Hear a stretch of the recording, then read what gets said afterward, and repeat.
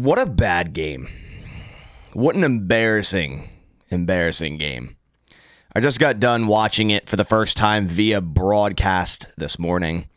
I actually was at the game last night, and it didn't get any better watching it on broadcast than what it looked like live. The Packers losing to the, at the time, 4-8 New York Giants, 24-22. Now pushing the Packers back under 500 at 6-7. That was just an all-around bad game by the Green Bay Packers on offense, on defense, on special teams. I mean, we made this New York Giants team look like a lot better of a team than they were.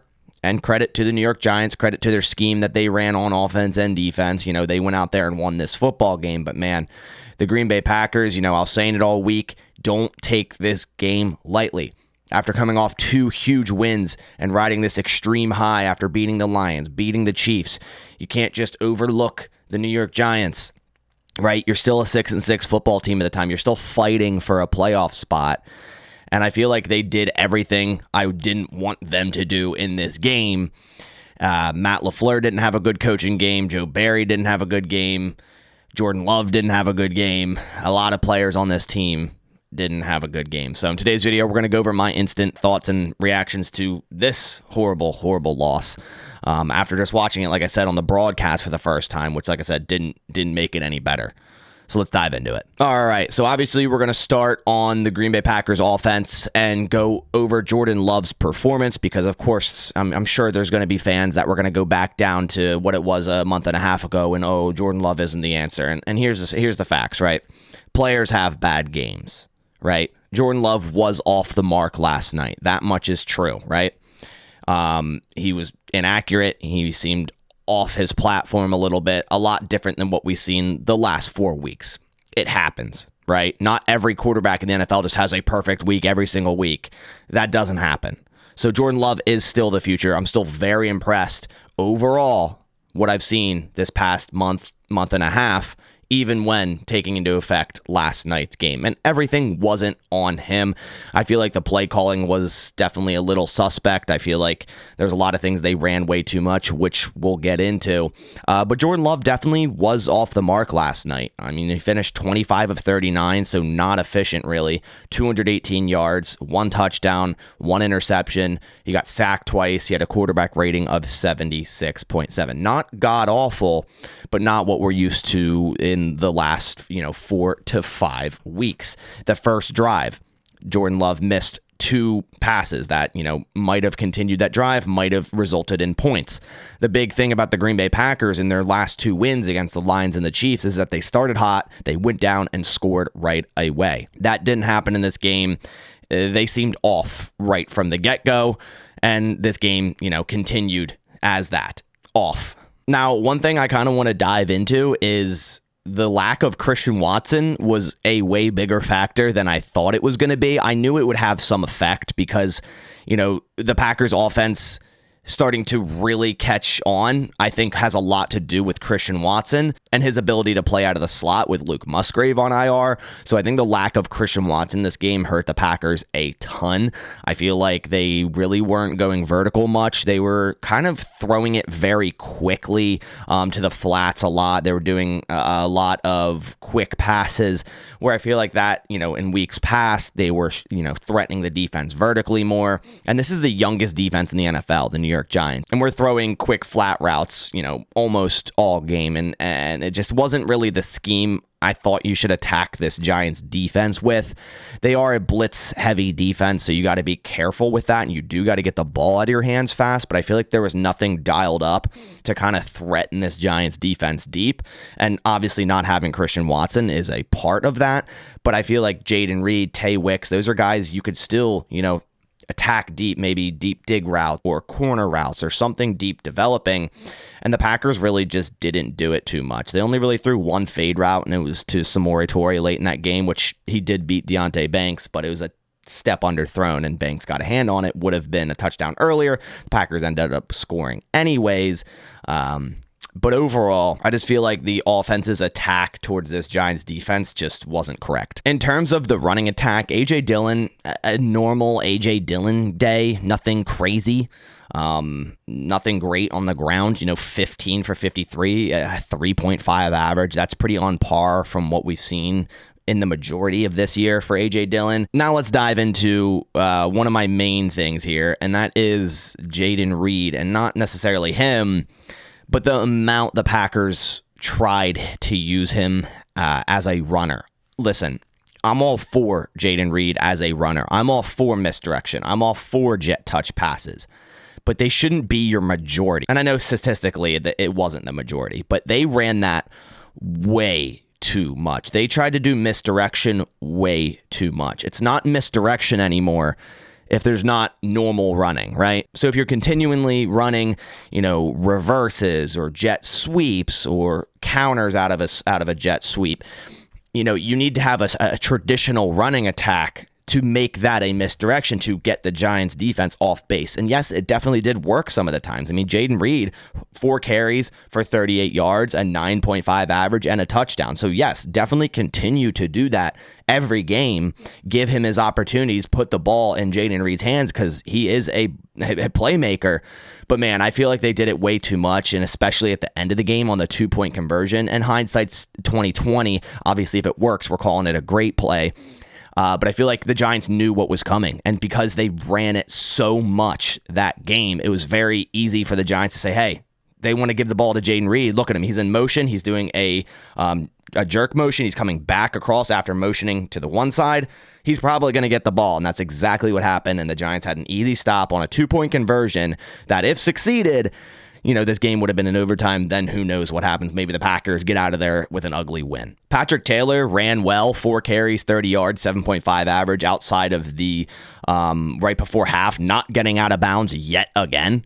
I mean, this dude did that twice a few games ago, did it again in this game. Like, I don't understand. Like, you're in a clock situation, you have to get out of bounds. You didn't even gain any extra yards. And I saw Matt LaFleur on the sideline right next to him, like yelling heavily. So that was definitely interesting. Could potentially lose him his job at backup running back. Seriously, like it's kind of bad at this point. It didn't just happen once. It didn't happen twice. It's a third time where Patrick Taylor simply didn't get out of bounds. And a touchdown at the end of the half would have been a lot different. And the Packers, by that standard, would have won the game if they scored a touchdown before the end of the half. Jordan Love, 2 carries, 2 yards. So no real running attack by Jordan Love.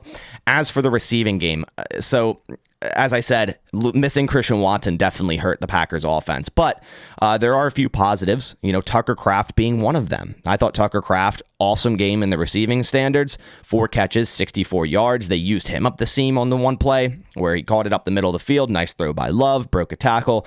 I think he went for 43 yards there. Outside of Kraft, I mean, there's no real standout receivers. Like, everyone kind of got their touches and had, below average yardage. Romeo Doubs, 4 catches, 32 yards, almost had an unreal touchdown catch late in that game. Didn't get his second foot down in the corner of the end zone. Jayden Reed, 8 receptions, 27 yards. So he did get a lot of catches, but again, jet touch passes count as receptions as well. A.J. Dillon, 2 for 25. Samori Toure, 2 for 22. So Toure getting some action after being a healthy scratch the last few weeks, and that's because Watson's out. Toure, again, almost had that touchdown. I actually liked what I saw from Toure. I'm a big Toure supporter, so nice to see him get some snaps, and I thought he played pretty well. Almost had another touchdown in the corner of the end zone where Jordan Love just off the mark, rolling out to the right a little bit there. Pat Taylor, 2 for 22. Tay Wicks, 2 for 20. He went out with an injury, and I think post-game says his ankle is messed up. So it looks like it's going to be at least a high ankle sprain. So Tay Wicks now probably out for the next 2 to 4 weeks. Something big to monitor there. We might not have Wicks and Watson in next week's game against the Buccaneers, which is going to be a challenge. And then also Malik Heath had his first NFL touchdown, which is a little bit overshadowed by how poorly this game went. Right after he dropped his first NFL touchdown, which was a horrible drop, came right back, made it back up with a very impressive catch right on the goal line there. Packers scoring a little bit too early, in my opinion. But of course, you got to score. So you score when you can. Some other things to talk about, obviously, offensive line play. I thought they didn't play good at all. John Runyon, again, getting blown up all night. I think the 2 sacks on Jordan Love might be Runyon's fault. I know at least one of them are. I mean, how many times does this guy have to get blown up and just thrown to the ground in a game for you to go, yeah, we probably shouldn't be playing John Runyon, right? Like, you're already swapping him out with another right guard multiple times a game. Like you're just holding on to something that's not there. I don't get it. Just put in Sean Ryan at this point. It's honestly a definition of insanity. The Jordan Love fumble, it looked like it was a design quarterback run read option to the right, and it looks like Jordan Love had the outside, and it would have been a first down. Tucker Kraft put on a nice block, and then Jordan Love decided to cut back inside. Then he fumbled, so again, another mistake there by Jordan Love. The interception was just an ugly one. I have no idea what he saw there, if the ball slipped, because it was just a horrible throw, and just a bad, costly interception there. So again, not a good game by Jordan Love, but that doesn't mean I'm going to sit here and go, oh, Jordan Love's not the future quarterback and we need to put in Sean Clifford. I mean, that's just, it's still ridiculous. It's still absolutely ridiculous to say that. It's a bad game. They happen. And another thing, the offense unable to score after the Giants muffed a punt, and they think they started at their 14, and then A.J. Dillon ran it for 6 yards, and you're at 2nd and 4, and then you end up kicking a field goal there. You know, that completely changes how this game ended as well. All right, now moving on to the Green Bay Packers defense, and man, I don't even want to talk about it. I mean, not that the offense helped them at all at winning this game, but man, it was just embarrassing to watch this game unfold for this defense. I mean, Tommy DeVito, first off, credit Tommy DeVito, undrafted free agent quarterback, 3rd string guy to start the season, comes in here these last couple of weeks and has been playing well and played probably his best game as a pro last night. And, this just continues the trend of a Joe Barry defense making a average subpar quarterback look like a great. DeVito had no problem throwing the ball. 17 of 21. I mean, the dude barely threw incompletions because the Packers gave him every single thing underneath.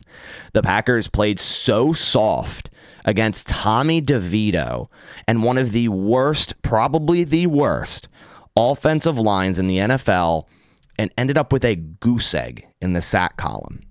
This is an offensive line that has allowed Tommy DeVito to be sacked 26 times in the previous 4 games.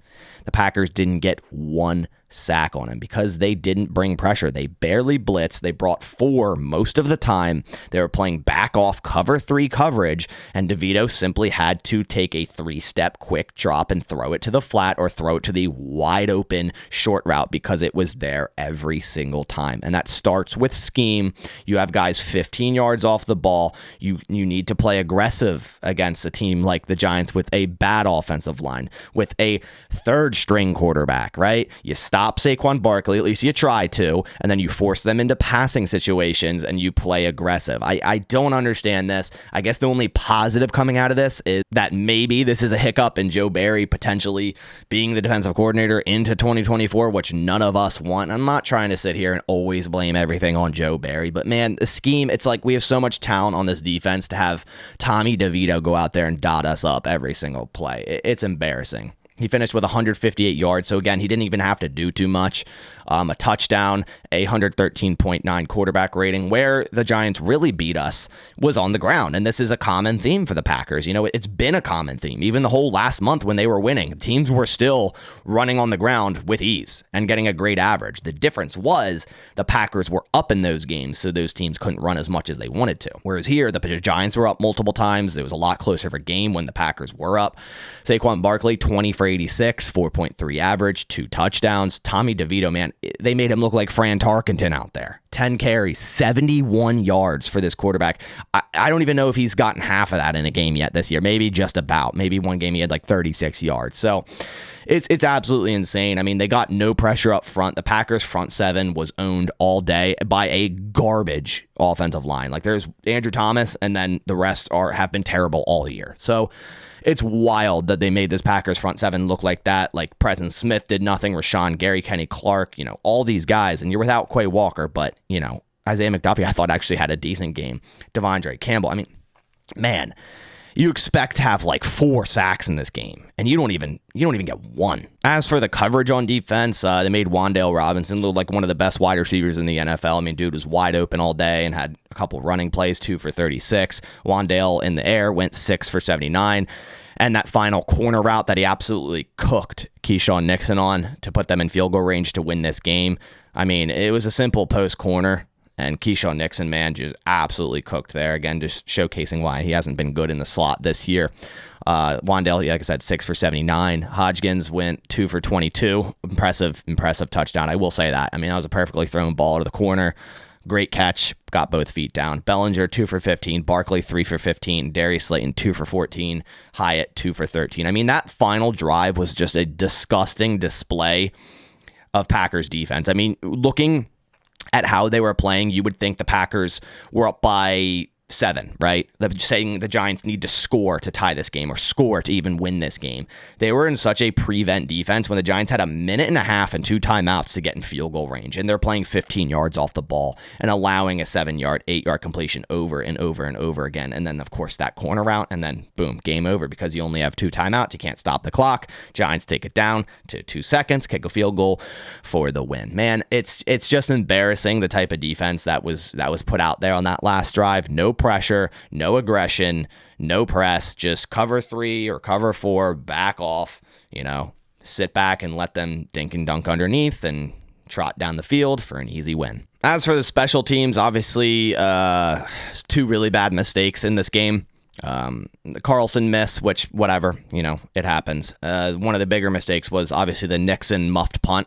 I mean, we had Reed back there all night, and he was doing an okay job. At least he was fielding the ball right, gaining a couple yards. And then you put Nixon back there. First off, he muffs it once, then dives on the ball. And live, I was like, good, at least he got on the ball. But then he decides to try to get up again when he's not even fully possessing the ball at that point, and fumbles it again. It's like, how do you fumble twice in one play, man? It's just like the Packers sometimes shoot themselves in the foot so much by continuously switching people out, right? Like switching Nixon to punt return after Reed's done it 3 times, or putting Runyon back in for Ryan after Ryan looked good. It's crazy. Like, they continue to do these things and they create mistakes for their own team, like shooting themselves in the foot. It's wild. But that's end of my rant. It's a game I just want to forget about. It's a game I want to put in a dumpster and move on to next week. Move on to the Tampa Bay Buccaneers, which, before this game I even said was going to be a tough one. And I said, don't overlook this Giants game. Do not. And look what happened. The Packers lost 24-22 and dropped their playoff chances back down to 50%, which what it was, a few weeks ago. I'll make a video after this going over their current playoff odds and what needs to happen for them to make the playoffs, because now it's less likely than it was 24 hours ago. So let me know what you think down in the comments. I'm sure we're going to have a very civil comment discussion down there after a horrible loss against the New York Giants. But I appreciate you guys coming by. If you did enjoy the video, please leave a like down below. It supports my channel a ton. But I'll catch you on the next one. And as always, go Pack Go.